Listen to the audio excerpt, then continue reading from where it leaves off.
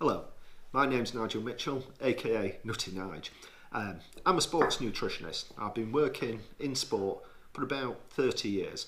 Two guys I go riding with, Gareth and Steve. Steve doesn't really eat as much as what he should do on the bike. So we're going to do this little experiment where we're going to do a ramp test on turbos in the house. Then we're going to go for a 2-hour ride on the road, and during that ride we're going to do a few intervals as well, and then when we come back we're going to repeat the ramp test. I'm also going to measure lactate levels as well, and the reason why I'm doing that is because the lactate shows us that as the individual got carbohydrate in the muscles to actually use. So if we haven't got enough carbohydrate, we don't produce the lactate. So the idea will be is Gareth will eat during the ride, aiming to have about 60 grams of carbohydrate per hour, and Steve won't be eating anything. And then if we get it right, at the end of the session when we do the second ramp test, we should see a very similar lactate profile with Gareth, and we should see a suppressed lactate profile for Steve, and also I suspect he'll fail at about 20 or 30 watts earlier than what he did on the first test, but we'll see. One, start. What I'm going to do is give you a really good stab, then when we come to take the other bloods I might have to stab you again. Put gloves on, how much more scientific here. So what we do is we wipe away the first drop of blood. Yeah. Slight prick. Oh, that's good.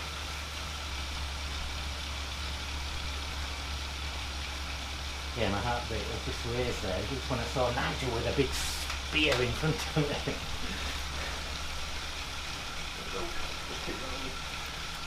Three, two, one.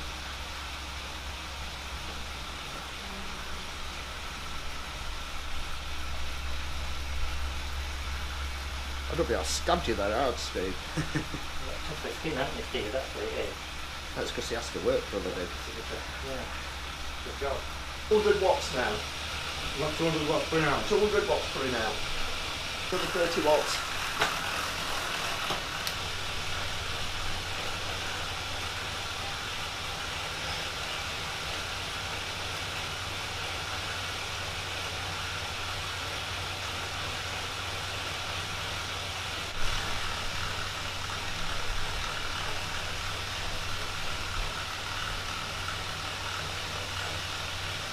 Steve will whinge about this. 290. Yeah. There or thereabout.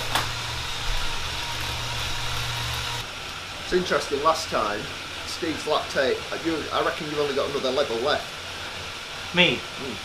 Not be surprised, yeah.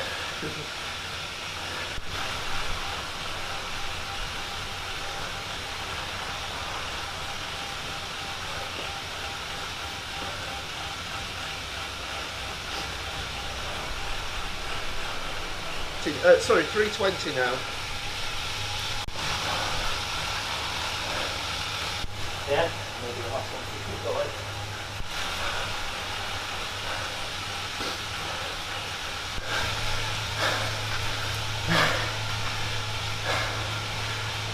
Can you not kick the cadence? Yeah. Right, easy, stop. Keep going, Steve. Another 30, Steve. So your anaerobic your threshold were about 280 then, I think. Yeah. I'm nearly there. Yeah, I think that's it. Right, easy.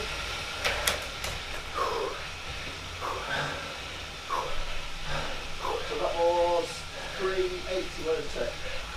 Who needs friends like Nigel? Eh? Who needs friends like Nigel? You're better off not knowing what's in store, aren't you, really? I had a good idea. Yeah. 18.9 millimolars. Oh, it came all that's at a once. lot. So yeah. So I was trying hard there. Yeah. I mean, the maximum amount of lactate you can produce is individual. Yeah. When achieving certain loss, Yeah. Basically, your cadence is more about the body's ability to maintain the work. So it's on a lower cadence, then it's more difficult. You're using more strength the actual anaerobic work. Would that show up in the lactate? Well, it can affect it a little bit. Right. So we've done the step test, done the ramp test, and now we're going to go out for a 40-mile ride.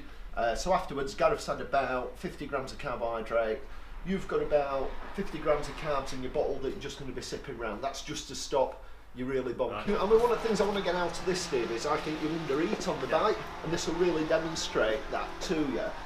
And as a consequence, when you undereat on the bike, very often then later on people overeat. Right. And what happens then is that your body goes into a real storage mode and you end up putting more fat on. Yeah. Right. So eating better on the bike means that you actually get a better ride, and it helps you to lose weight. Okay. Gareth will be eating on a regular basis, taking about 60 grams of carbs per hour.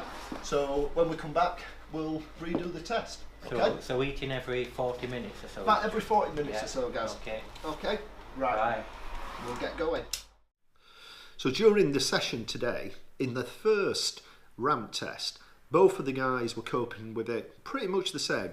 Steve has got a little bit more power, and he managed to go a stage longer than Gareth. He does weigh 20 kilos more than him as well. Then during the ride, Gareth were eating on a regular basis, and Steve didn't have anything to eat. When we were doing the interval efforts, they were both riding at the same effort. So Steve were starting to struggle a little bit, and again Gareth coped with it really quite nicely. But the time really told when we got back and we did the second ramp test. Okay boys, so we're doing the same as what we did last time. So I want 10 minutes, warm up again. It's about 150 watts. Are we ready? Go. So while we've been out on the ride, Gareth's been taking about 60 grams of carbs per hour, and Steve's had for the whole ride about 20. So Steve's going to be really quite low on sugars now. So we're up to 200 watts next time. What, straight to 200? Yeah. 3, 2, 1, 200 watts now. You managed to get up to, your max minute was 320 watts. Right. 5, 4, 3, 2, 1, go. So we're using a Garmin 1000 that's been connected up to Steve's trainer, so I can see exactly how much power his cadence and his heart rate is at the moment. And we're on the second step, the second ramp, and we're aiming now to be about 230 watts, which is spot on, holding that really well, Steve. And then we'll synchronise this to the computer afterwards and be able to work out his exact threshold. Right, 5, 4, 3, 2, 1, 260 now. 3, 2, 1. 290. 290 now. And up to 320. 5, 4, 3, 2, 1. Come on now, Steve. Keeping it going now. This is good work. So on the first test, Steve went a full 3 minutes longer than Gareth, and he's going about 20 watts lower than on the last test. So I'm going to measure his lactate and his blood sugars.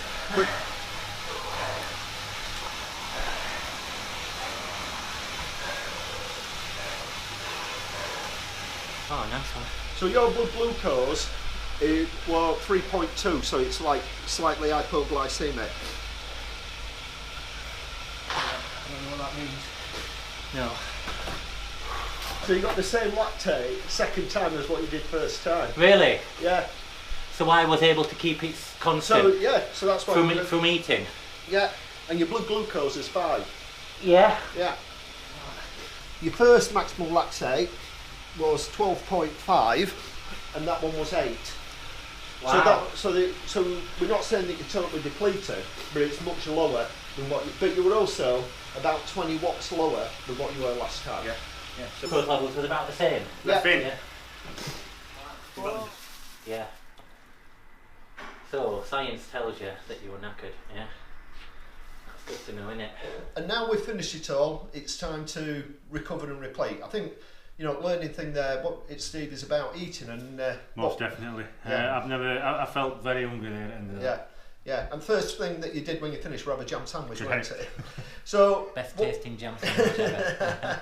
And I mean, I'll have a look at the data later, but Gareth, you did at least as well on the second ramp as what you did on the first ramp. Yeah. And while we were out on the bike, we did 12 minutes, basically at 300 watts, broken down into 3-minute blocks. So we had a little bit of quality in there as well. So what we've done food-wise now from a recovery point of view, we've got the mixed grains. So this is a really good sources of carbohydrate, but also you get really good proteins in these as well. People don't realise with the whole grains the amount of protein that you get there. And things like quinoa is a really good source of vegan friendly protein, really good fats as well. We've also done a little bit of salad, and what's this included in here is little cherry tomatoes. Tomatoes are really high in antioxidants, things such as lycopenes, which again help with the recovery. We've got avocado, which is great for fats, healthy fats, and we've got obviously pistachios as well. So pistachios, one of the best nuts that there is. The green colour is the antioxidants, again good for protein, good for carbohydrate and good for healthy fats. And then just to finish things off as well, we've got a little bit of Iberian sausage, Iberian ham, and some Iberian cheese as well. Okay, guys, the sauce that we've got together to go with it is just a tomato sauce with sweet corn. Right, get stuck in. Steve failed about 30 watts as I predicted, about 30 watts earlier than what he did on the first test. And Gareth actually performed a little bit better on the second test. And the reasons for this could be psychological, but it also could be a little bit physical. It could be that in effect he'd had a really good warm-up. And when I looked at the lactates, then Steve's final lactate were about 60% lower than his lactate at the end of the first test, and Gareth's were very similar. I also checked a final blood glucose level for them both, and Gareth's blood glucose was 5 millimoles per litre, which is well within the normal range, and Steve's were 3.2 millimoles per litre. So in other words, he's just becoming a little bit hypoglycemic. And as soon as they finished, Steve had to have a jam sandwich.